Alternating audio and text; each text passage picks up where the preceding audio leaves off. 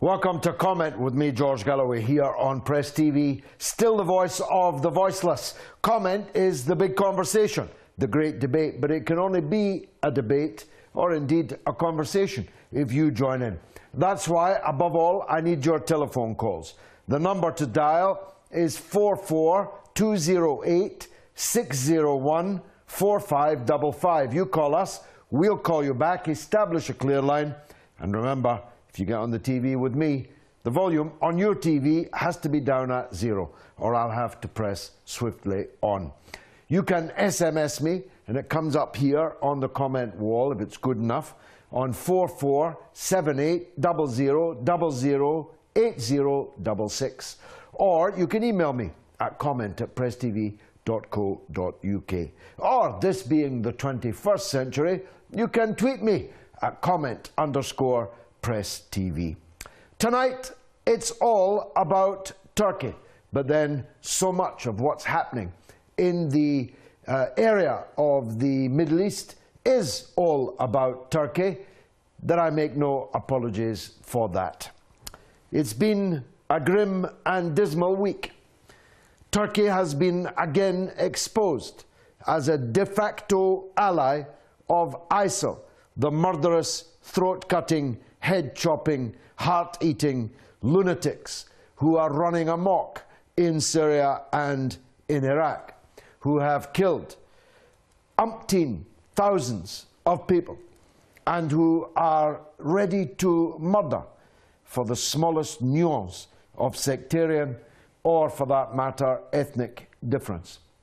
The brave stand of the young fighters in the Syrian Kurdish city of Kobani. In Arabic, it's known as Ain al-Arab, but for the Kurdish people, it's Kobani. The bravery, the unbelievable nobility of the stand that they have made in defense of that city is counterposed just through the fence, a couple of 100 yards away, with the absolute indifference of the Turkish military under the control of their president, Erdogan. Erdogan was the man who opened his borders for what became ISIL.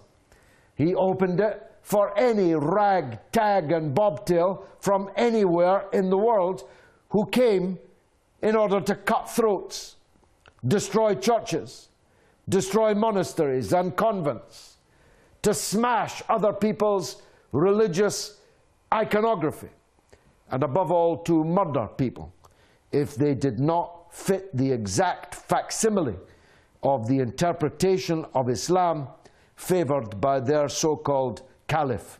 All of it would not have been possible. None of it would have been possible if it were not for Erdogan's decision to move from a policy of no problems with the neighbours to a policy of problems with all the neighbours. Let me say, as I have here before, until 3 years ago or so, I was a great admirer of Erdogan.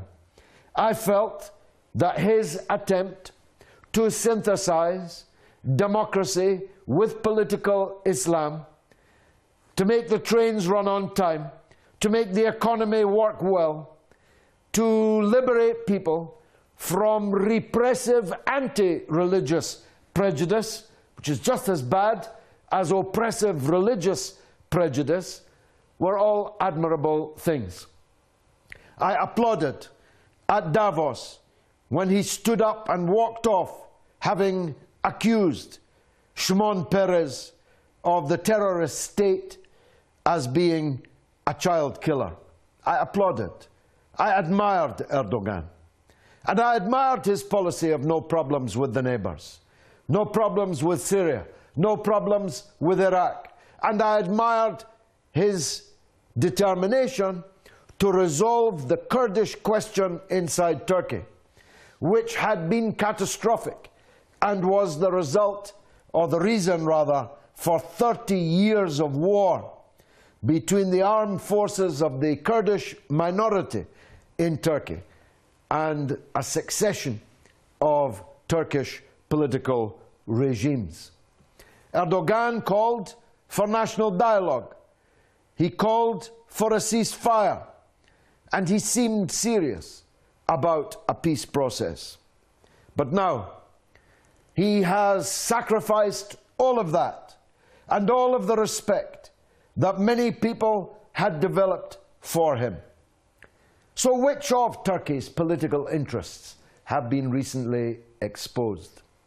Their interest in occupying the north of Syria is obvious.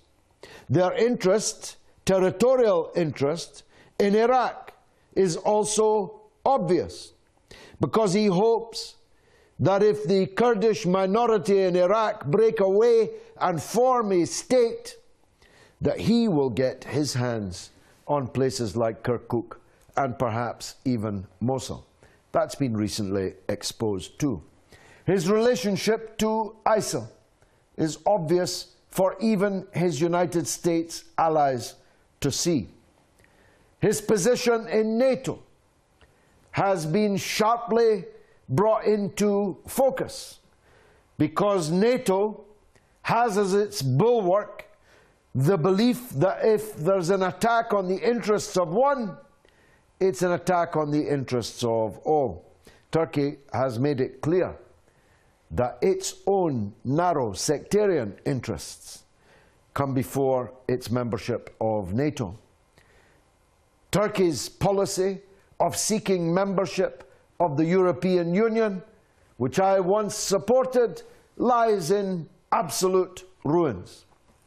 Turkey's interest in seeing the defeat of the Kurdish fighters in the north of Syria has been utterly exposed. And so, I think we can say that Turkey has been exposed in the last week, indeed the last weeks, as a country led by a self-serving, sectarian, failing government, which doesn't have the support for these policies by even 25 or 30% of the population. That's out of the 47% that he polled in the recent municipal elections. I believe that Erdogan has destroyed his whole political project with the turns that he has made in the last 3 years. But I want to hear what you think. Let's take the first call. Farouk in London. Go ahead, Farouk. Welcome to the show. Would agree with everything that you've said, actually. Because, I mean, as being part of NATO, serve Turkey, it won't go against the US and the West won't. And furthermore, he was the one who was allowing these Takfiris to come from all parts of the world through there into Syria. So there's no way that there's going to be like, honest broker in any way whatsoever. The whole place is set to go on fire, and that's what's happening. It's a dishonest broker. In fact, it's actually buying oil, stolen oil, Iraqi and Syrian, from ISIL. They're openly selling their oil in the southern cities of Turkey, under the nose of the Erdogan government. Moreover, Farouk, on the subject of oil, during the assault on Gaza, oil that was coming from Iraqi Kurdistan via the Talibani government was ending up in the fighter jets of the Israeli Air Force, pulverizing the Palestinian camps and towns and cities in Gaza. Where was that oil shipped from?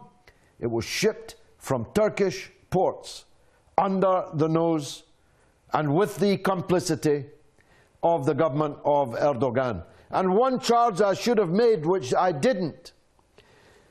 Erdogan, the man who walked off the stage in the face of Shimon Peres, continues to conduct military relations, military maneuvers with the armed forces of the very same settler state. Sorry, Farouk, for interrupting you. Go ahead. Okay, I do agree. All the way. All right, thanks for that, Farouk in London. He's very clear. I'm very clear. Where do you stand? We need your calls. We need your emails. We need your texts. And we need your tweets. Turkey stands totally exposed. Exposed to their NATO allies. Exposed to their putative European Union colleagues. Exposed to the Arabs. Exposed to the Muslims. Exposed to their own Kurdish minority. He has endangered, probably wrecked, the entire peace process with the Kurdish people in his own state by standing by and hoping for, working for the annihilation of Kurdish people just a few hundred yards away from his own border. Ramzan's in South Wales, always worth hearing. Ramzan, welcome. Assalamu alaikum to you, George. How are you? Walaikum salam. Are you okay? Yes, by the grace of God, I'm good, sir. Inshallah. God bless you. Thank you. Inshallah. Basically what it is, the ISIL is a tool for Erdogan to promote his own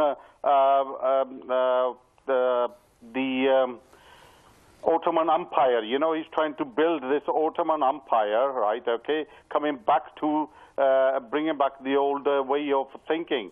And it's not going to work for him or anybody else. What it is, all these governments, right, we are not looking what is the cause of the problem. The cause of the problems are all these small groups which are created by America and by Saudi Arabia, created by America but paid by Saudi and Qatar wealth, right?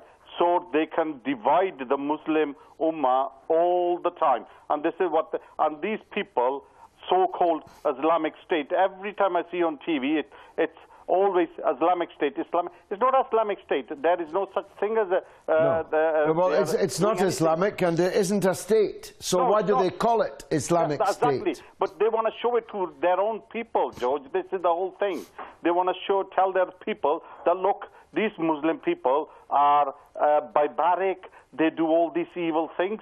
But these people who are doing it, maybe 300,000 or 200,000, whatever it is, they are alleging to be, right? Most of them are all come from Saudi Arabia, from their prisons, and they are being paid by Saudi. And what it is, what you got to address, George, please, right, is this.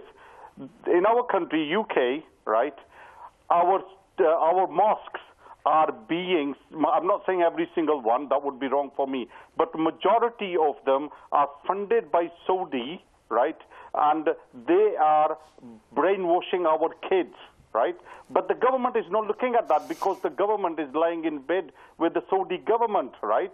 They don't want to actually sort the problem out because these fundamentalist mullahs coming over from Saudi Arabia with their fundamental ideology, teaching our kids, look, if you go out there, fight for them, you will go in Jannah. There is no such thing. You cannot kill a fly, never mind a human being. God has pressed so much given honor to every living thing, right? And our government should look deep into this mosques where they are being promoted and paid by Saudi. Well, let's struggle to keep this in perspective, Ramzan, because there are many people listening to this, including our own government, our own security services, the media interests of people who hate Muslims in places like Israel, for example. So we have to keep this in perspective. According to the British security services, there are 500 British Muslims fighting with these Takfiri fanatics in Iraq and Syria, and that 5 are going every single week.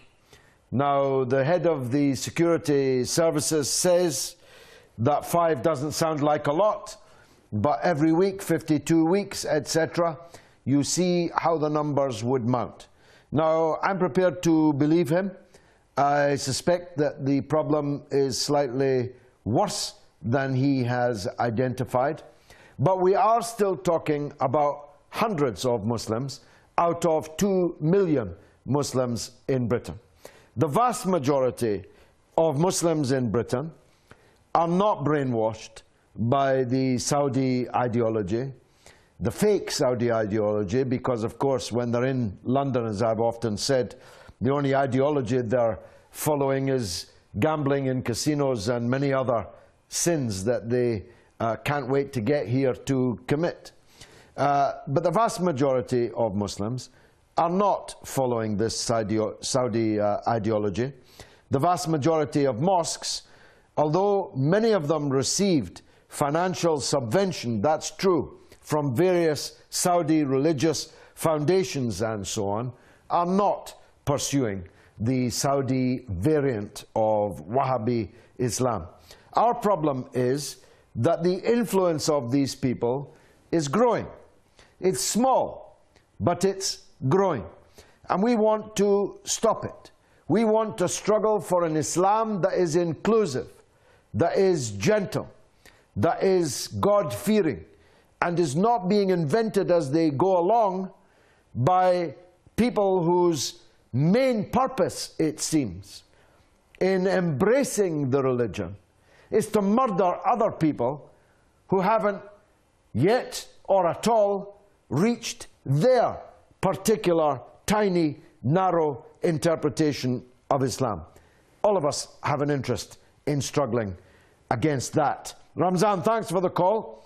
Let me go to New Jersey in the United States, where Mehmed wants to talk about Turkey. Mehmed, go ahead. Mr. George, I love your program. I'm watching the Press TV all day. I'm a Turkish also. I live in the United States. Thank you, sir. I would like to make a couple comments, if you give me a moment, with a broken English. I hope you can understand it. Yes, very clearly. Very clearly. Go ahead. The Muslim people has between us the worst and the Ebola viruses. We got to clean that virus first. Stop blaming each other. You did blah, blah, he did blah, blah, that country did. We got to kill that virus. That's the first one. The second one, I love my president. I love what he does. I want you to point a couple things in that region. Iran and Turkey is very powerful technology-wise. I'm not talking about the Saudi Arabia and this. The economy and everything depends on the petrol. But Iran and Turkey has the technology and growing up every day, little by little. So the Western world don't like those. And then Iran has a big problem right now with the nuclear weapon and blah, blah. Turkey has nothing. So how are they going to destroy the Turkey, to put the Turkey in the war and destroy the economy? That area, the Middle East, has a bigger problem. Whoever goes, they can come out. When you are in the game, and that's you are forever, the way we're seeing it. Afghanistan, Pakistan, you name it, all over the country. They all in the trouble, and they look and wait to get out. And it's so hard to get out, I don't know how they're going to come out. There's only one way to get them out, the Islam. If anybody follows the Islam, I'm sure they're going to come out somehow with the, like Ayatollah, and then my top religious guy come together and make some kind of meeting and, tell the whole Muslim world. And also the other things, why we got to support the Kurdish group over there, YPG? They are connected with the PKK. And PKK is killed 40,000 people in Turkey, 30,000 plus. What is the reason I got to support those terrorists? You call Kurdish fighter. You are wrong. They're not a Kurdish fighter. They're a terrorist from Turkish view. And who got the 1.5 million people from Syria? Who helped them? $4 billion, not a Turkish lira. $4 billion my own government spent those people. At least they are safe. I'm not saying they're living in the castle. They got a lot of problems, but at least they are safe in my country. Well, let me stop you there, because this is a long call, and I want to deal with 3 of the points that you make. It's true that the Turkish people have accepted 1.5 million Syrian refugees. But the only reason that there are refugees is because the Turkish state helped to fuel the war in Syria. Otherwise, there would have been no refugees. None. Zero. So that point absolutely collapses under the most gentle of pushes. Secondly, it was not the West that encouraged Erdogan to back ISIL. It was Erdogan's decision to back ISIL. It was his decision to back. Davutoglu said every week that Bashar al-Assad would fall in 2 weeks, in 3 weeks. That was more than 3 years ago. And he kept saying it for over 2 years, that the regime in Syria would fall with just one more push. So he's exposed as an idiot, apart from anything else, because I told him 3 years ago, the Syrian regime is too strong to fall. It's not strong enough to recapture all of the territory that it's lost, but it's too strong to fall. If I knew that, how come the foreign minister of Turkey didn't know that? Thirdly, the economy of Turkey was in great shape. Erdogan was responsible for that. Although Turkey had an industrial base, a technology base, a science base, long before Erdogan. But the Erdogan government, in its first phases, transformed the economic situation in Turkey. And the average man and woman was 1.5 times better off than they had been before Erdogan came to power. But he's destroying it all. And for what? So that he can destroy Bashar al-Assad? So that he can conjure up all these Al-Qaeda and ISIS? Does he imagine that the Turkish people would agree to live under ISIS? And if the answer to that is no, why does he want the Syrian people to live under ISIS?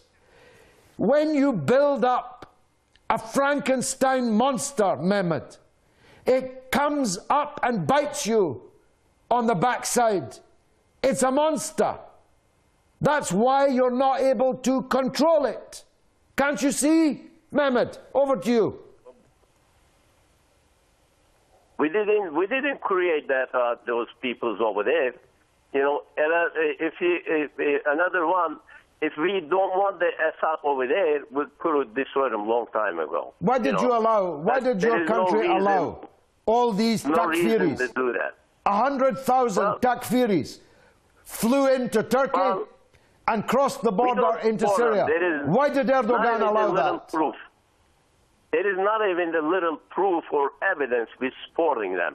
Well, but this is the things, we can't control our border. If you control our border, you can't control your borders. Turkey, this great NATO power, with all its technology, all its development that you were just boasting about, can't control its borders.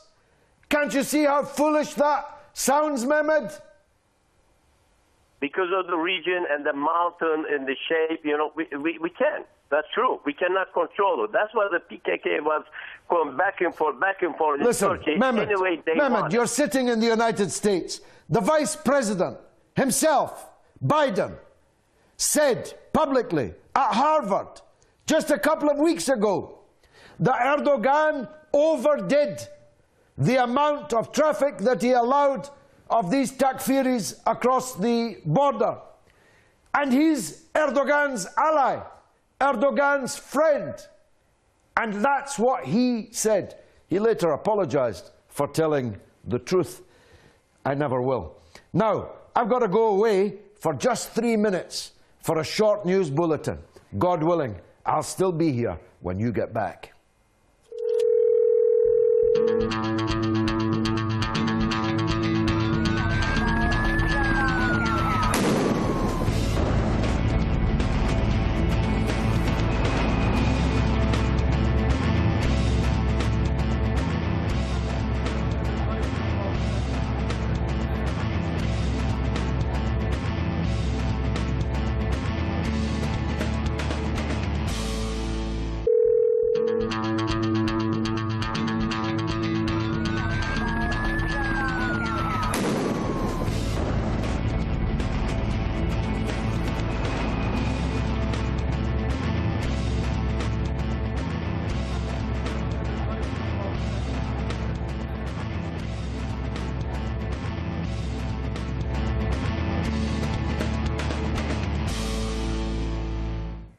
Welcome back to Comment with me, George Galloway, here on Press TV, still the voice of the voiceless. We're talking about Turkey and the many questions which Turkey faces as a result of the events in their region over this last period.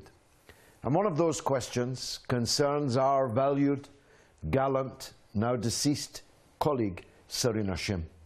Serena Shim was Press TV's correspondent on the Turkish-Syrian border, and she was delivering the highest quality journalism. She was talking to everyone, which is a journalist's job, and she was analyzing what she learned forensically and delivering it eloquently to the international audience served by Press TV. She was a young woman. She was the mother of 2 young children, and now she's dead in unexplained circumstances. We don't know how she died because the Turkish government has not shared that information with us. It is said that she was in collision with a large, heavy vehicle. I want to know what kind of large, heavy vehicle. What's the identity of the vehicle? What's the identity of the driver of the vehicle? How did Shireen collide with this large, heavy vehicle? We don't know yet the answer to that, but truth, I promise you, will out. But we do know that in the days prior to her unexplained killing in the south of Turkey, Serena broadcast on Press TV a most remarkable interview with the anchor in Tehran, in which she explained that she was very worried to learn that Turkish intelligence officers were searching for her everywhere, that they had told everyone in the border area that if they saw her, they had to report to Turkish intelligence immediately, and she would be picked up and arrested. She said all this live on Press TV. We arranged for a lawyer, Turkish lawyer, to talk with her, to discuss what to do in the event that Turkish intelligence picked her up. She also told us in the same broadcast that the Takfiris of ISIL were also looking for her. So a joint operation between Turkish intelligence and the ISIL murderous fanatics were both closing in on Serena Shim. And now she's dead. She was on her way to investigate a story of great moment. She had found images of ISIL using NGO trucks. And she was going to bring us this evidence, these images, in a package. And she was on her way to complete that package when she mysteriously was killed. I want to tell the Turkish authorities that this woman is an American citizen, was, I'm sorry to say, an American citizen. The United States government will one day be forced to inquire as to what happened to their own citizen. Journalists who are forever complaining about the deaths and other ill treatment meted out to journalists in that area by the murderers of ISIL have a responsibility to find out what happened to Serena. And we will not rest until that information is obtained. We will not let this story die. And Serena will live forever in our hearts. Let's take a call from Shahid in East London. Shahid, welcome. Assalamu alaikum, George. Walaikum salam. Well, I just want to say, George, that well, I think how ISIL became really, really powerful, yeah, is because You know, all this. If you look, you go to YouTube and you just listen. You got to just listen to what they're most of these foreigners that are going into Iraq and Syria and fighting. When you listen to them, what they say, oh, we got all these problems in Somalia, in Afghanistan, in Iraq, in all the Muslim lands, and they believe that they got like a grievance, so this is why they're doing it. Obviously, I don't agree with them, with their kind of ideology anyway. But what I wanted to ask you, George, is what solution do you think? Because obviously, if the people are seeing all this trouble everywhere, right? Then then they want to take up arms, and then you got the Americans and the British trying to arm the Kurds to fight the Sunnis, and then some of their weapons are getting into the hands of ISIL. Shahid, can I interrupt you for a minute? Because it's very important that if we're going to use terms, that we get them right. You said arm the Kurds to fight the Sunnis. The Kurds are Sunnis. Yeah? Okay. It's really important. I don't like to bring these sectarian titles in, but the Kurds are Sunnis. So if we're arming the Kurds, it's not to fight the Sunnis. It's Sunnis against Sunnis.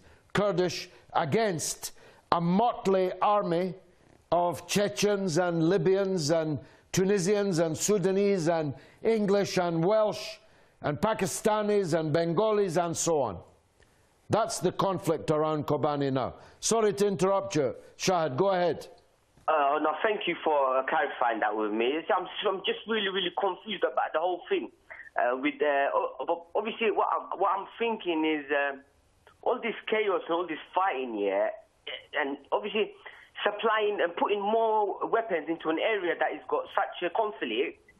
I don't personally think that's a good idea, because today I watched a clip on YouTube where it shows the ISIL fighters when apparently the Americans dropped some weapons for the Peshmerga fighters, but it fell into the hands of the ISIS fighters. So at the same time when the ISIS were advancing, the Iraqi army left most of the American weapons behind and ran. So I don't really think that they need to make a different kind of strategy. Maybe in the strategy of trying to win some of the hearts and minds of the people, because you can't really fight an ideology, if you get what I'm trying to say, George. I do, really and as always from you, it's a very high quality contribution. There's not enough time left in this show for me to go back to the beginning, but you know my views. This fanaticism was given a dramatic twist by the British and American invasion and occupation of Iraq. The installation of a government that came into Iraq on top of British and American tanks and in British and American warplanes.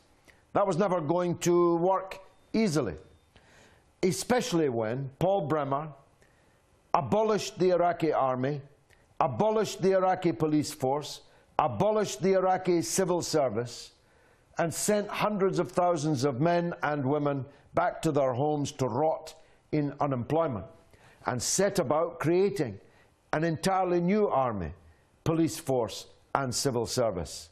And that hasn't worked well at all. I don't want to put too fine a point on that. But neither the police, nor the army, nor the civil service has managed to attract the allegiance of people from all the communities in Iraq. And the deliberate sectarianization of Iraqi politics by the Bremer administration has widened a gap which was always going to exist in any case. But we can't go back.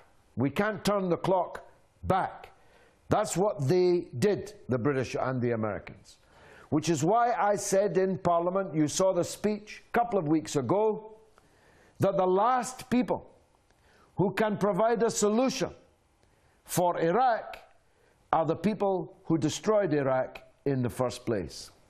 I called for a different strategy, one which strengthened those that were already fighting ISIL, strengthened the Iraqi government, strengthened the Syrian government, strengthened the Kurdish fighters, so that between them they could finish this excrescence that is ISIL off. I also said that we need to win the hearts and minds of the tribes in the west of Iraq and in the north of Syria.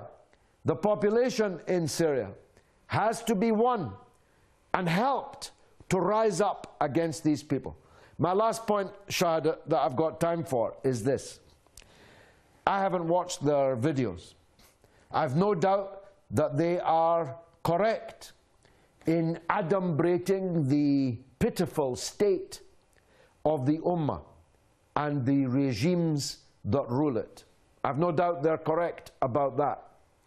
But what I must say, Shahid, is that replacing these pitiful regimes with a caliphate, self-appointed, whose principal purpose appears to be to slash the throat and shed the blood of every religious minority and every member of their own sect who doesn't agree to the nth degree with their interpretation is not the answer.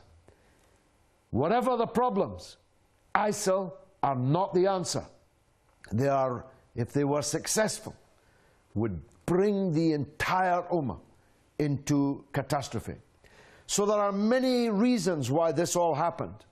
There are many things that need to happen if we're not going to have to undergo this again.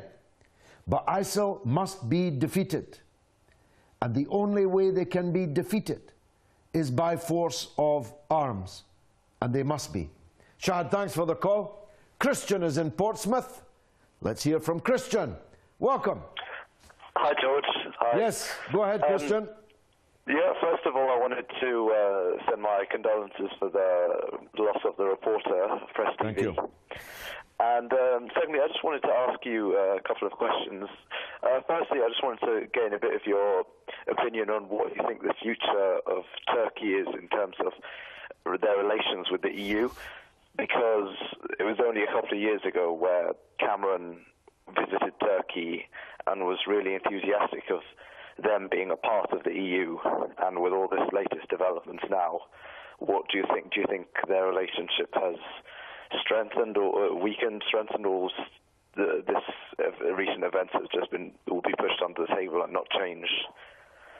Well, Christian, I supported Turkey's application to join the European Union, and I was glad that Cameron committed the British government to support it. But it's dead, dead, dead, as the proverbial parrot, the John Cleese parrot slapped on the table. This is a dead parrot, for two reasons. First of all, from the point of view of the big powers, Turkey has shown itself to be a thoroughly unreliable ally.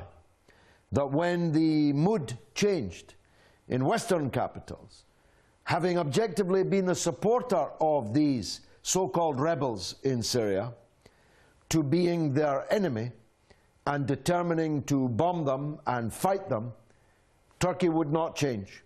It would not get into step with everyone else. So from the point of view of the big powers, it's a thoroughly unreliable ally, even in NATO, never mind in the European Union. But the second reason why it's a dead parrot is that European public opinion, which would always have been extremely hard to move on this subject. Germany's opposition to Turkish membership of the EU was always going to be a tough nut to crack, is now insuperable.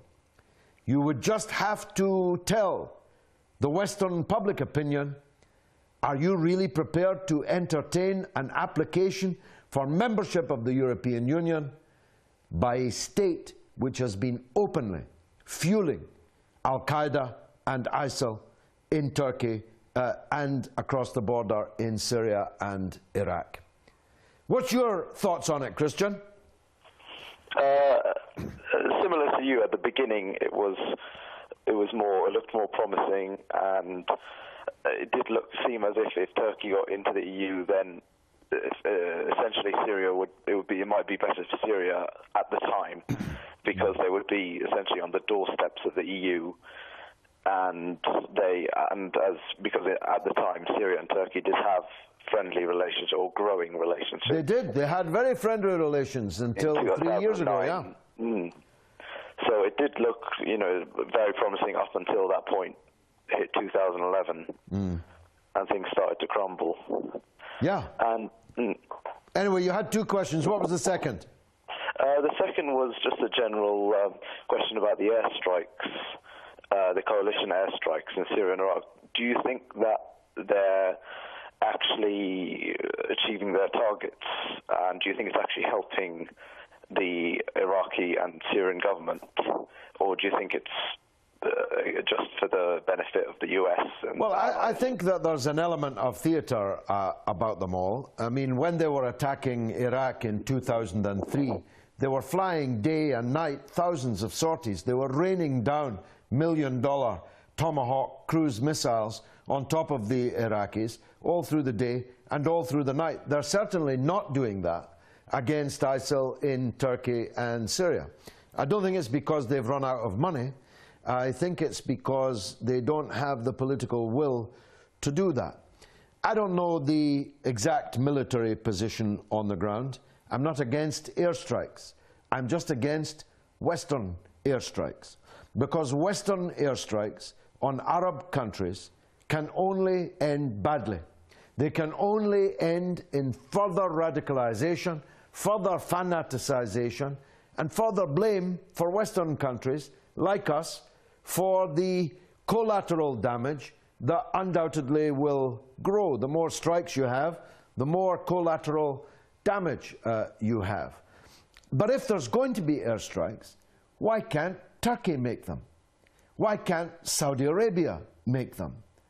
Saudi Arabia has 10, 20, 30, 40, 50 times more aircraft than Britain does. So why does Britain have to fly all the way to Iraq to carry out bombing missions? Saudi Arabia has hundreds and hundreds and hundreds of the world's most up-to-date warplanes. Why don't they use them? Turkey is a member of NATO. It has an air force. Why don't they use it? That's my point, Christian. Let me go to Talat in Nottingham. Or is it Talal? I beg your pardon. Talal, go ahead. No, it is Talat. My apologies, yes. Talat. No, that's fine, George. Nice to speak to you again anyway. And you, sir, go ahead. Yeah, obviously, my condolences to the reporters. It's a very big tragedy. We're very upset about it. Yeah, I'm extremely upset because, like many viewers, like myself, we all felt really connected to her, and we do feel a loss, and it will be a great loss. And really, Turkey needs to do more in helping this investigation into her death. If they don't do that, it will obviously seem really suspiciously that they had something to do with this. So yeah. It's going to be well, I don't speak for Press TV in this. I certainly don't speak for Iran. I am suspicious. I'll be perfectly blunt. I'm extremely suspicious about her death. But the more they obscure and delay and refuse to give us information, the greater, as you say, that suspicion will be. Sorry, Talat, go ahead. No, I totally agree, and I really do hope that they actually come forward, and I pray that the Americans get on board and speak to them, because she was an American citizen. Yeah. So they've got some sort of leeway with Turkey to get that. Mind you, Talat, Rachel Corrie was an American citizen. It didn't do her any good, and it didn't make the US government do anything about her murder by the settler state. So we can't count on it, but people in America need to press for it, and journalists in America need to press for it, because it was her today or yesterday. Who will it be tomorrow? That's the point, isn't it? It is. And really, I mean, Turkey's really surprised me with all this, because it was the only so-called Muslim country in the world that was actually condemning the Israelis over Gaza. And for the last few years, they were building on that momentum. Now, with this ISIS, and obviously they want to topple Assad. And in toppling Assad, it looks like they've lost their way. And the way they're doing it is that they're basically, like you said, they are creating a Frankenstein. And it is getting out of control. And unfortunately, there's a lot of young folks that are going all over, even from our own country, from England, which are being mentally brainwashed. It's unbelievable, the crap they're coming out with, just to fight a cause that is really completely false. I mean, the hate and the disgust that they've got against different divisions of Islam. I mean, it's all about teaching. As parents, we've got to teach our children. I mean, I'm a Sunni, and I'm proud Sunni. I live in Nottingham. My wife is a Shia, and I'm proud that she's a Shia. And, you know, we have differences.